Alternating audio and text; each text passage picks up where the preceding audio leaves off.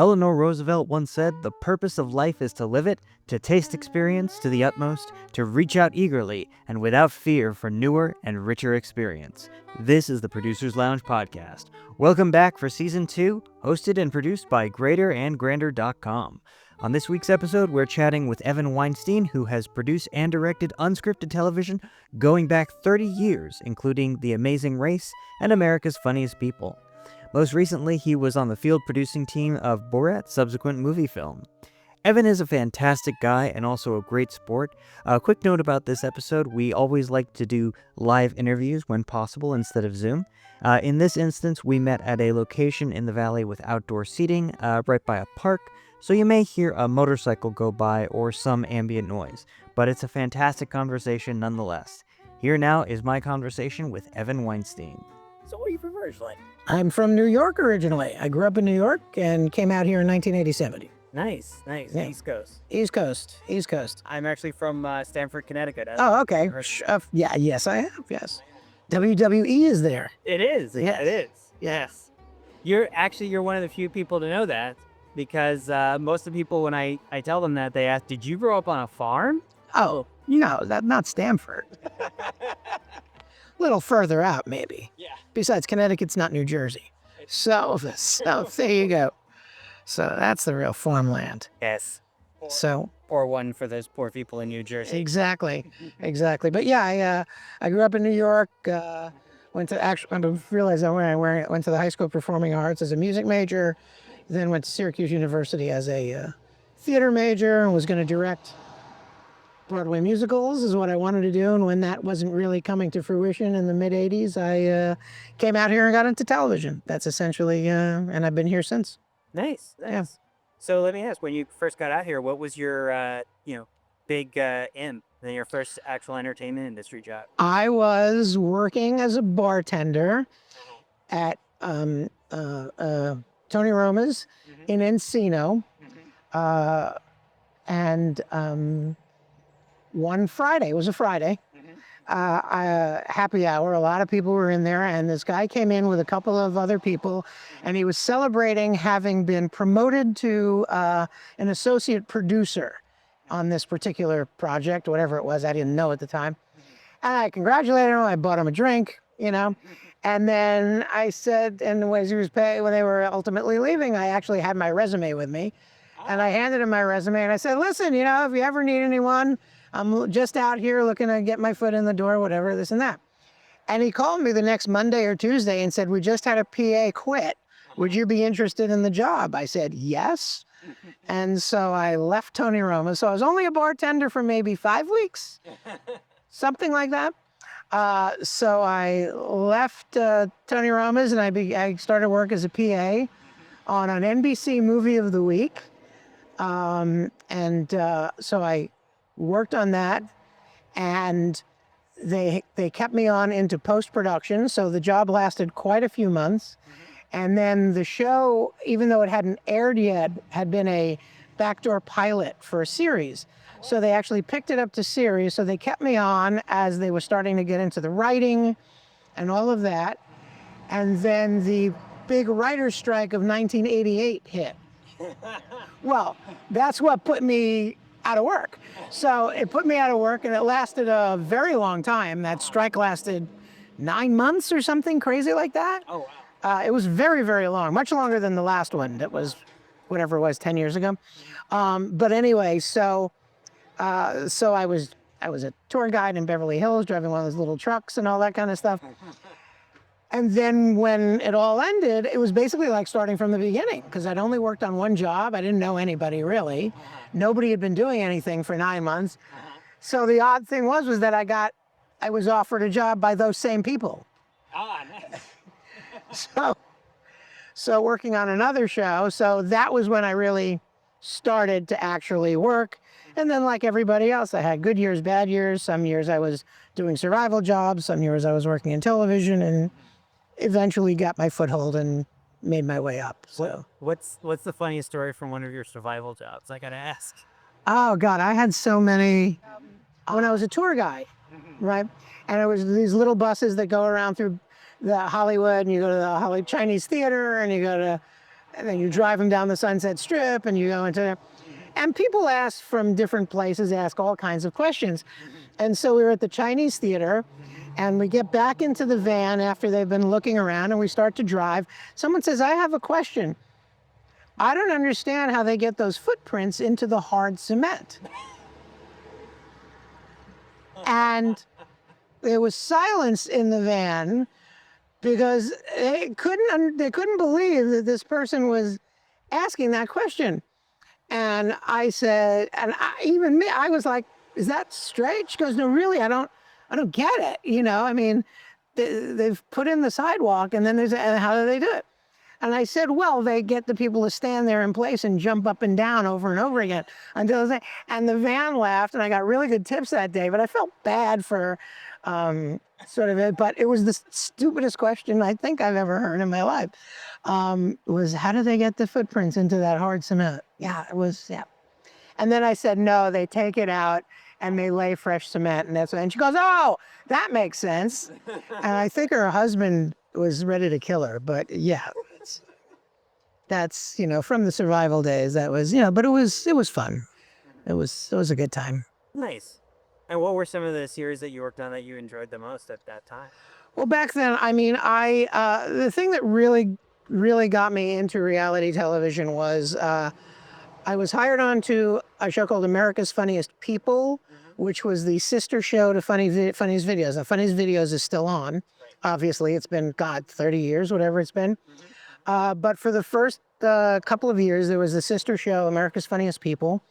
And we had a ball. I mean, what the concept of the show was just holding these what we called them auditions, but they were basically just these big open calls in malls and, out in parks and things like that, depending on the time of year and the weather. You know, some that did it on beaches, on 4th of July, whatever it was. And people would come down, and the concept was that not everybody has a 20-minute stand-up act, but most people have one joke or something fun that they can do. So the idea was that it would be some sort of, like grassroots talent show kind of thing. And people, came on got up, told their joke, did a song parody, did whatever it was. The point being was that setting this up and then watching all the material and doing all that, it was just fun. It was that we spent 3 years, it was 3 seasons, and we were all young. We were all like 25, 26. Right. We became very close friends. We were all single. We went on camping trips. We did happy hours. We did all of those things that single people do, back in the day before there was internet to keep us busy. And so we really would the whole day was just spent laughing. I mean, it was work. We had to set up these things and there was, you had to have your ducks in a row and all of that kind of stuff. But we just had a great time for 3 years producing that show. We just had a really, really good time. It was just comedy all day long, every day. So, so it was fun. That sounds great. Yeah. And it kind of gave you a lot of experience that you would later use in shows like the Borat movie that you were. Well, right. I mean, Borat was a whole, other world that was very, very interesting because I got hired on that because of my experience, doing surveillance house shows. I had done several of them. I did Celebrity Rehab. I did this show called Bud House where we were down in South Africa during the during World Cup back in 2010, and we basically set up like Big Brother at the World Cup. So this is sort of a testament to how this business works. Yeah. So somebody I worked with on a number of those shows, who really was a feature film AD, but had gotten into sort of directing reality shows. He's the one who called me up. And he said, I'm an AD on this feature film. And it was all very hush-hush about what it was until, I signed non-disclosure agreements and until, they had to vet me first. Right. Before they told me what it was. And so it was like, it's an unusual thing. It's sort of improvisational, this kind of stuff, but as part of it, we're putting together basically a Big Brother house. And because this is a feature film, the people working on it don't really know how to do that. And so looking to hire, a reality person to basically come in and set up this one aspect of the thing. Right. And I said, oh, well, that's really interesting because it's, it's a feature film, but it's, whatever. So we went through, they vetted me and interviewed me, and I had no idea what it was. They're just like, because they're not, finally they go, okay, everyone likes you. Now you have to meet the one big boss to make sure he likes you. I'm like, okay. So at this point, we need you to sign all the papers, and we need you so you know what it is. And that was when I found out it was the sequel to Borat. And basically, that's really what it was. They had decided, they had filmed most of the movie prior to the pandemic, and then they got shut down.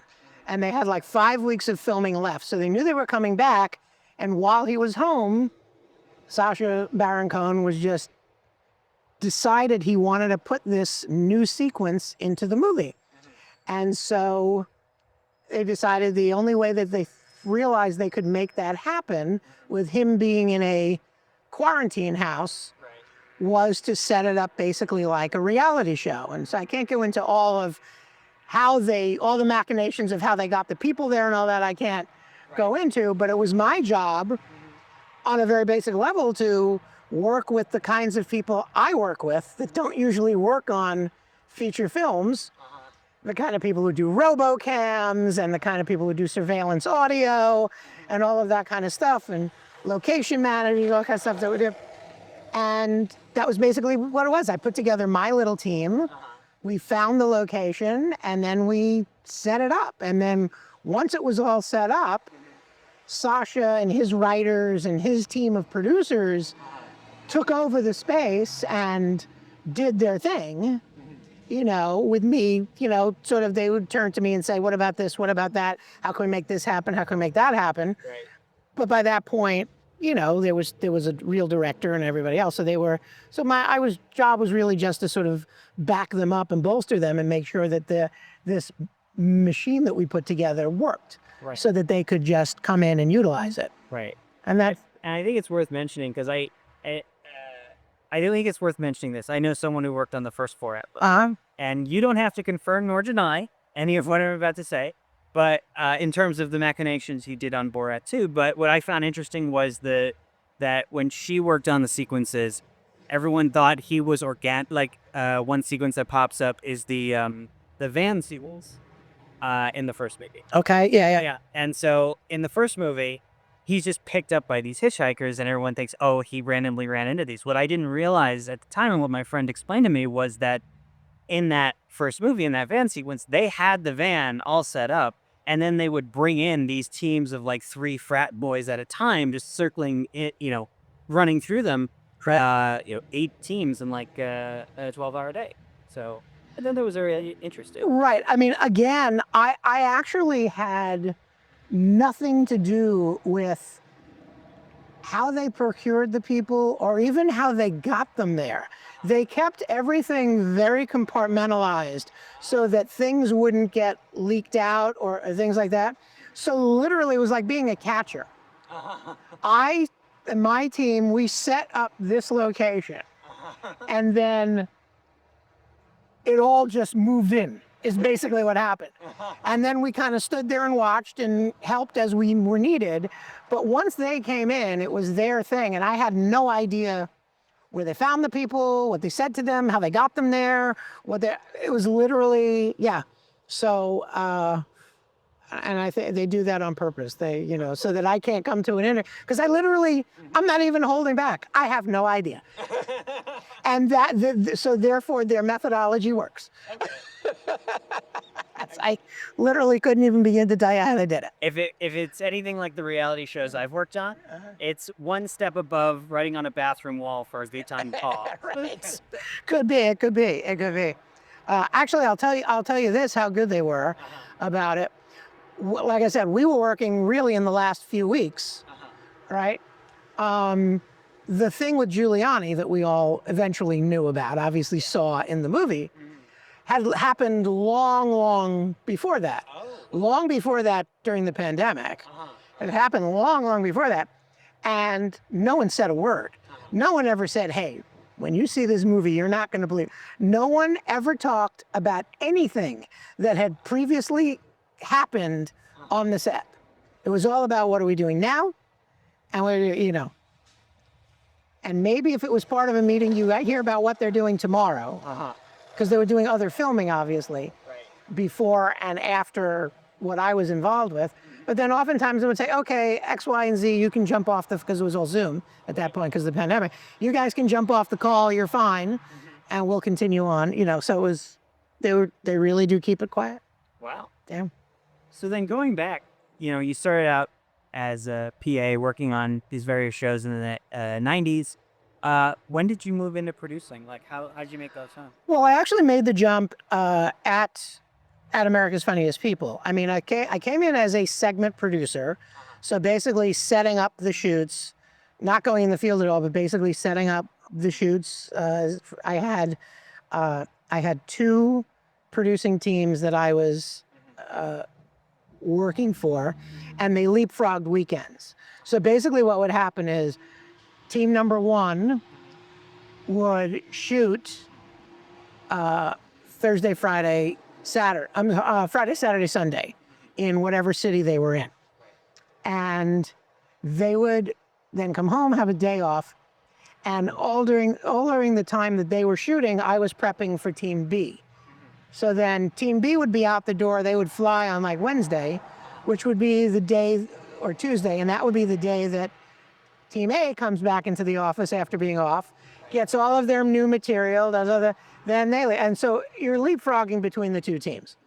And so that was the way I did that. So I did that for the first 2 seasons, and then they promoted me. The third season, there was a hidden camera unit called the Prank Patrol with these, it was all, candid camera style pranks, but it was supposedly these 5 kids that were pulling them off. And so I was originally promoted to be the producer of that unit, which I started out doing. And then I started nudging them that I wanted to direct. And so they gave me a chance to direct. And once I proved that I could do it, they just kept me for the rest of the season as the director instead of having to hire outside people for the 2 days of directing or 3 days of directing. It would just be, the unit was mine. And I would do that. So that was really how I sort of moved up to sort of more actual hands-on producing and directing in a TV environment and stuff like that. Going out into the field and shooting these hidden camera things. And it wasn't that kind of traditional Hollywood sort of like, you got plucked out of obscurity. No, it was like a 2-year campaign where you... Yeah, exactly. You pay your dues. You pay your dues, you get to know people, you get them to trust you. Because we'd all like to think, as soon as we graduate college, we are fully formed and ready to be the next Orson Welles. And the truth is that A, you're not. And B, because you're not, you have a lot to learn, and it takes a lot of time for people to trust you with their money, because it all comes down to their money. Right. And so it basically is... like that hidden camera thing, it was the budget for that. And remember, the budgets back then were bigger. There have been all sorts of contractions since then. Back in the early 90s, that was when everything was union. They were still paying really good salaries to everybody, all that kind of stuff. So our budget was $30,000 a day. Oh, wow. So $90,000 for a weekend, basically. Yeah. Just to shoot this one thing that would end up being maybe a 3.5-4 minute segment on the show. So you think about it, and then we did however many of them we did, 10 of them. It was almost $1 million for the season. Wow, you're right. Right? Yeah. If it's 90,000, so you do, Yeah. yeah. So you think about it, if they're going to trust this 26-year-old guy with ultimately $900,000, they have to believe that they actually know what they're doing, can be trusted. And if they people are going to make mistakes, but if you make a mistake, are you teachable? Will you own it, understand what you did wrong, correct it for the, all that kind of stuff. So it takes time for them to believe that. And then once they do and they give you the chance, ultimately when they give you the chance, you have to come through. Yeah. I mean, you have to live up to it. And as much bravado as I showed, I'm got this. So when I was there with the first day, I was actually me on the set, and the camera guys were all set up, and they turn to me and they go, "Okay, what do you want?" Yeah. And all of a sudden, you have to have the answer. And there's that second of, oh shit, it really is me. But then you take a gulp and you do it and you get used to it and then you get more confident, and that's how it works. But the Orson Welles or Lloyd Richards in theater, those scenarios are literally once in a lifetime. Those people come along, Spielberg. I mean, even George Lucas didn't have the fast start that Spielberg had, with directing the TV episodes and the TV movies and stuff like that. So it's like, it's very few people that can just jump into it and just be innately fantastic, so yeah. So, I mean, that was how I first got into it, how they first did it. And then, you're back and forth. You do various kinds of jobs and things like that, working on talk shows and this and that. And then really I got hired as a writer on Wild Things. It's a wildlife documentary series, which I did for 3 years. Writing all the narration, all the trivia, all that kind of stuff. And learned a bit about international travel because they were going out all over the world. And then that was the people who created Amazing Race. And so it was, there you are, you're sitting in, a little room in Hollywood writing narration for a wildlife show, documentary show for 3 years.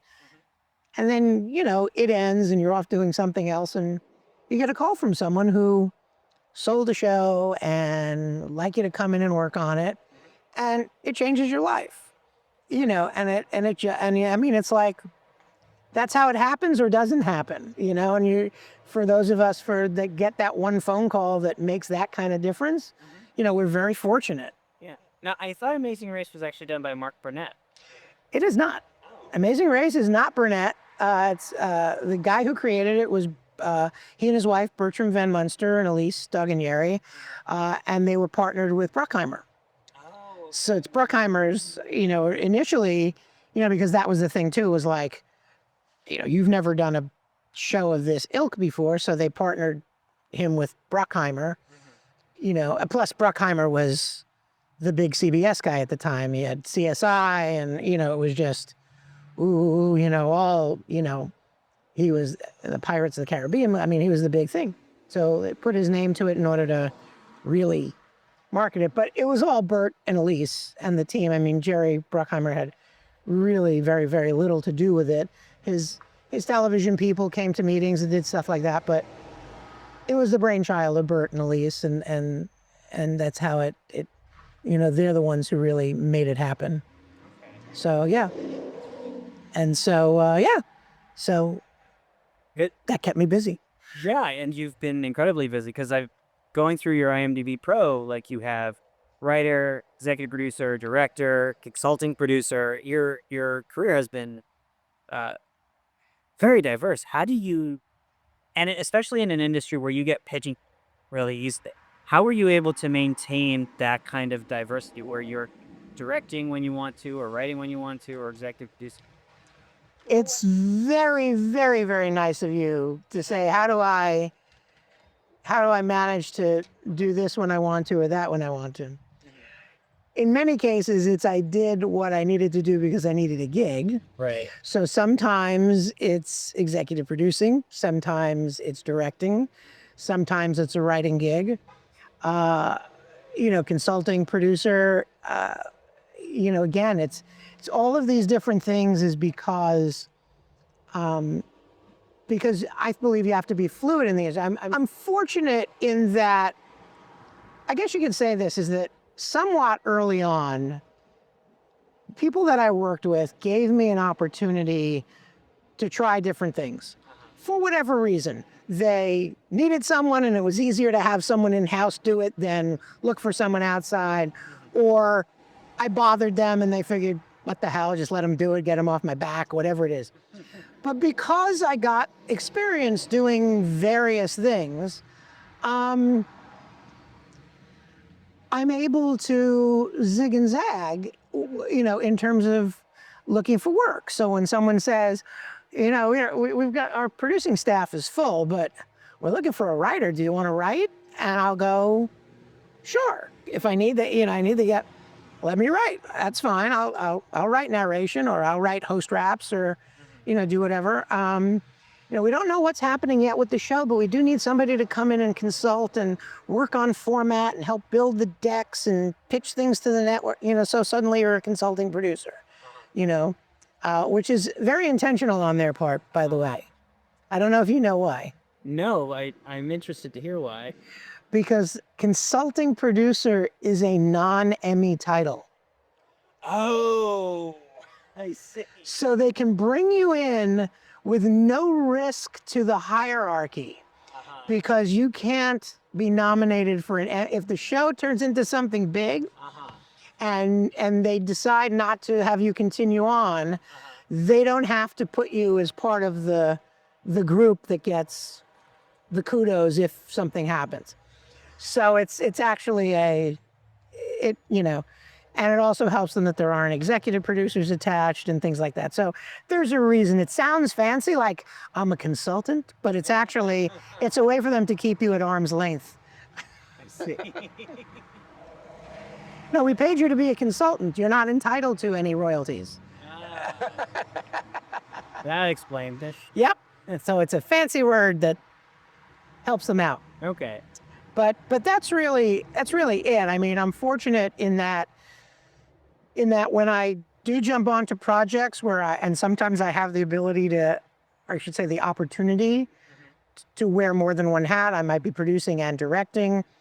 Sometimes I'm writing and directing, or writing and producing, whatever it is. To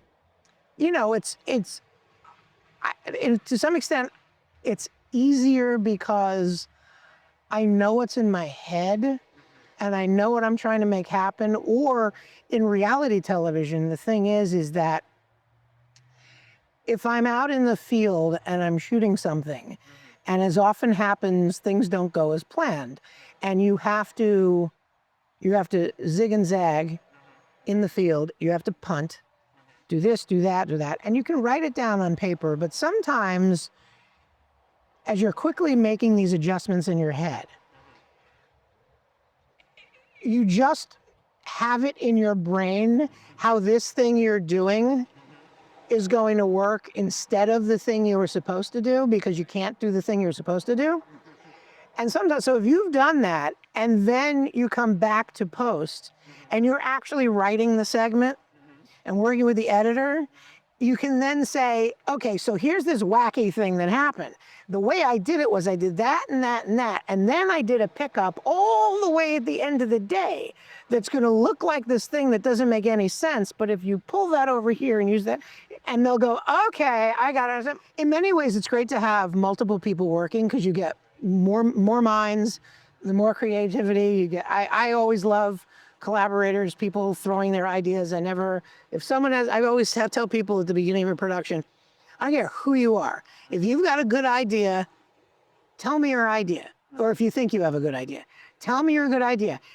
If we don't want to use it, no harm, no foul. If we do use it, that's great. We're happy that you gave us that idea. It'll make the show better. And I don't care if you're finance guy, I don't care if you're a PA, I don't care if you're a wardrobe person, you're sitting there and something clicks in your brain and you go, hey, did you think of what And I've gotten some great things that we've used that way. The people who don't want anyone to say anything and think they have it all mapped out ahead of time, I think unfortunately, their stuff, unless they are one of the true geniuses, the Wes Andersons and those kinds of people who just have such a completely unique vision that it just all springs from their head. I think the people who who invite collaboration and invite ideas from whoever and keep that openness on the set, ultimately deliver the better material. That's incredible that you are that open about collaboration, that you make announcements like that, because I'll be honest, a lot of the people I've worked with have not been as open and collaborative, even though it's been repeated to me and my friends and my colleagues time and time again. Well, I think that also comes back to my upbringing in theater, because theater is they always say, oh, movies are the most collaborative, but actually no. Theater, and especially musicals, which is what I had hoped to do with my life, musicals, mounting a musical is an intensely collaborative thing, and especially if you've watched any of the interviews this last week that they've been playing with Stephen Sondheim since he died. He talks frequently about how it's everybody working together that makes this moment happen. It's the lyric and it's the music, but it's the performance, it's the lighting, it's the costumes, all of it together. So that's why I have no problem when someone comes over and says, people always couch it a certain way and they go, listen, I don't know if you like this, whatever it is. And it's like, I'll hear something and I'll go, that's a good idea, And it's also because my mentor when I was in school, a guy named Arthur Storch, who had been a Broadway director who went on to run the theater department at Syracuse University and Syracuse Stage, which is the main, and to this day remains the main professional equity theater in Syracuse, New York. So he did both. And one of the things was, for those of us who wanted to be directors, you would work as an assistant director on the professional show. And I worked with him, and he would always, on the one hand, he made it a point to always, like after something was going on, he would lean over to me and go, do you know why I did that? And then he would explain to me why he worked with an actor a certain way, or said a certain thing to the actor, or told him to do something that seemed to be opposite of what he had previously said, but there was a method to what he was doing, and he was actually teaching me all of these things. By the same token, because of that, he would say, tell me your ideas. Now, because he was from the school, he had a secondary responsibility to try and teach me, which the other visiting directors really didn't need, weren't beholden to anyone. It's like, can you get me coffee, or can you take a note, or do this or do that? He felt beholden to actually teach me. And so he said, tell me your ideas, always tell me your ideas so we can discuss them, and what would you do? How would you solve this problem, this and that, and we'll talk it out. And I think because of that, that's one of the reasons why it's like, we're here. If we're not in a rush, if we're not running down the street, racing after somebody who's about to jump in a car and drive away or do something, if we're here for a while, setting this thing up and doing something, we can talk about it. The DP says, what about this? Or something, I've been working on Food Paradise for the last year, and out there shooting, you're in the kitchen, you're shooting with these chefs, and they're making this dish and doing that and doing that. And part of the time is, they're looking through their camera at a very, very, very close shot sometimes. And something that you don't necessarily see with the naked eye, especially if I'm standing back, cameras are in there. So for instance, the DP will go like this to me, and what I'm doing is I'm clicking my fingers. You can't see that. I'm snapping my finger. The DP will go like this to me and point me towards something and go, you can really, really, really see the juices coming out of the hamburger. So I'll go, hey, that hamburger is really, can you tell me why this hamburger? So, well, it's because I do 70-30 instead of 80-20 on my beef to fat ratio. And once I put it down, I never touch it. So I don't squeeze the juice out, so it builds up, and then when I put it on the bun is when it comes up. That's how you get these things. Now, I wouldn't have necessarily seen how juicy it was, but the DP is sitting there in an extreme close-up, and he can see it. through the thing. I'm standing 3 feet back. I can't necessarily see it. So, I mean, that's just a minor thing, but it's like, why would I, if he's snapping at me to give me a piece of information, if I'm going to be the type of jerk who goes, I'm the director, you leave me alone, I'll do what I want to do, I don't think any good comes from closing yourself off. In the end, if you're quote unquote running the set, it's your decision in the end. I want to do it this way or I want to do it that way. And you can ultimately say, I'm going to do it this way, which is my way, which I believe is the right way. Or you can say, Susan has a great idea. Let's do it that way. You're making the decision, ultimately you're making the decision and you've got to live by it. But why turn down Susan's idea if it's a great idea? Yeah. Just because it's not mine. So who were some of the other mentors that you've had over your career that really taught you something amazing? What did they teach you? Well, earlier on, Eitan Keller, who was the executive producer of... I know Eitan. You know Eitan? Yeah. Eitan was the executive producer of America's Funniest People. I mean, Vin DeBona was the creator and the company owner, but Eitan was the actual hands-on showrunner. And he's the one who sort of guided me. And when it came time, he was the one I was nudging about directing. And so he was the one who came out on set with me the very first day and stood to the side and watched what I was doing and would come over and whisper to me in my ear, this or that, or this and that, as you were running a little behind, or maybe try this, or make sure the other cameras, because this is back in the day, we didn't have video villages or any of that kind of stuff. So you just, he says, make sure that camera over there is getting such and such coverage or whatever. And he came out twice, and then he said, you got this, and, went on. And then he would always, while they were cutting it together, he'd call me in and say, here, see this, see that, blah, blah. Look at that, this was great, but if you'd done this a little bit, the next time, try this. So he was really great in terms of helping me with field directing. And of course, other than my honeymoon in Mexico and a trip when I was a kid that included Canada with my parents, I'd never been anywhere overseas.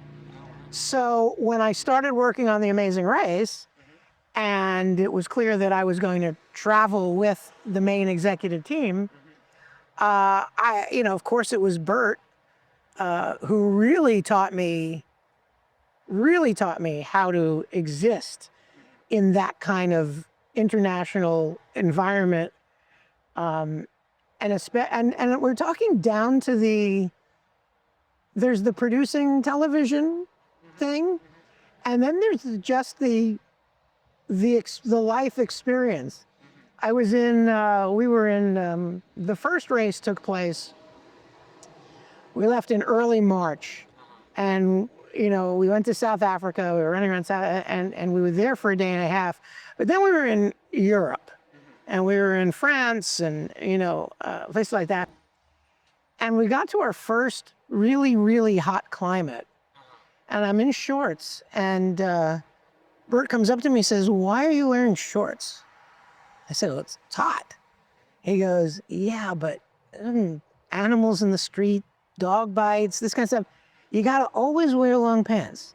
Don't wear shorts when you're on location, especially in third world countries where there's lots of stray animals running around in the street. Monkey could come over and bite you, shit like that. Always. So, it was down to things like that. Not just, this is where you put a camera. He was the one who said, a lot of people go to Paris and they stand on the Eiffel Tower and they shoot from the Eiffel Tower. And you sort of know it's Paris, but you have to be away from the Eiffel Tower and shoot so that you can see the Eiffel Tower and the Arc de Triomphe. That's how you really know you're in Paris. Right. And he says, that's, people literally, look, it's Paris. And they figure they're getting the great shot from on top of the Eiffel Tower. But no, because you can't see the Eiffel Tower. These are just little things. There were myriad things that from the first couple of seasons of that show, with, of course, Bert, but then also some of the other field producers who had been out on other international shows and done some of this, because by that point, Some of them had done Survivor. A bunch of them had done Eco Challenge, which was the precursor to Survivor. And some other adventure-y, and some of them were from Wild Things. So they had clocked a lot of time out in the fields, running around. So I learned a tremendous amount. But then every time you go onto a different format, you go into a show like Celebrity Rehab, and that was the first time I worked on something that was basically a house show. Even though it was in the rehab facility, it was the hidden cameras, it was basically operating the same way as Big Brother. And that and Paradise Hotel, and so you go on those shows, and the people that work those formats teach you, by watching them, you learn, this is how this genre gets done. And so that's really, and I'm grateful. So when I have younger folks that come on and work with me as assistants or interns or things like that, I try and give back by also being open. And, sometimes it feels weird to sort of be like, who am I to impart knowledge? But at this point in my life, I have been doing it a while. So at least, I guess if someone's 23, I can, give them something without feeling like I'm being an arrogant jerk by giving them a lesson, But I try and give back for so many people gave to me, Well, let me ask, if you could go back to 23-year-old version of yourself when you were 1987, besides the advice of bring your resume to VARs when you go to work VAR, what other advice would you give yourself? Myself? I would say, I think this is something, I don't think there's anything new about this. I just think it's something that, it's a realization, I think most people, some people never do, but I think most people come to, is you have to enjoy the work. And you have to build a life for yourself outside of the work, because these huge dreams that you have, and we all have them, may never come true. Or not come true the way you wanted them to, or think they will, or hope they will. And you have to enjoy what you're doing while you're doing it, and you have to have a life. You have to have a family, or whatever life makes you happy. For some people, it's not family and children or things like that, or a house. For some people, it's, making enough money to be able to travel the world, and that makes them amazing. I know several people who have remained single well into their 50s, and they do charity work. When some, the tsunami happened in Sri Lanka. She was one of the first people to get on a plane and go volunteer to help the victims with the big tsunami in Sri Lanka. It's build a life, do the things that make you happy, because the entertainment business, no matter what facet of it you're in, is only going to be the dream come true for a very, very, very small number of people. And even if the dream comes true, you might realize that, it didn't give me that. I think of Andre Agassi suddenly turning around and saying, I don't like tennis. I never liked tennis.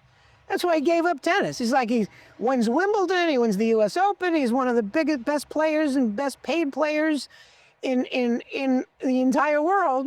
And he comes and he writes a book and he says, I never really liked tennis. My parents made me do it and I was good at it, but it doesn't make me happy, so I'm gonna stop. It's like, the biggest advice is that to me as a younger self, I've told this story sometimes to other folks. It was before I came out here, when I was still in New York, and my goal was to be a director on Broadway doing musicals. And my idol was Harold Prince, who had done all of the Sondheim shows and a million shows. And I wanted to work for him as an AD, you know. And he had his offices in Rockefeller Center. And so I was going in. This is back maybe 1980, 85. There's no email. You're walking in with your resume to hand to a secretary with a letter, Right. you know, cover letter, hello, dear sir, you know, blah, blah, blah. And so I'm in the elevator, I get into the elevator, and he gets in the elevator. Now he gets in the elevator, and it was lunchtime. He had gone out, if you know New York, he had gone out onto 6th Avenue, it was summertime, and he had bought himself a big honkin' gyro, covered with all the white sauce and the whole thing. And so he's carrying a New York Post or a Daily News under his one arm. He's holding the gyro with the other one and sort of licking at it to make sure it doesn't drip. He's not eating it. He's just like the ice cream cone. He's making sure that it doesn't drip. While you ride up, his office was on like the 20-something floor. So we're riding up, and I'm standing there next to him, and I'm thinking, say something. Introduce yourself. Say something. Say something. And I'm terrified. Absolutely terrified. And the door opens, and we both walk out, and of course, we're going to the same place. We're going to his office. So we get to his office, and he opens the door and lets me in first. You know, he holds the door open for me. He doesn't know who the fuck I am, a messenger, whatever. Back then, there were messengers delivered everything, right? Right.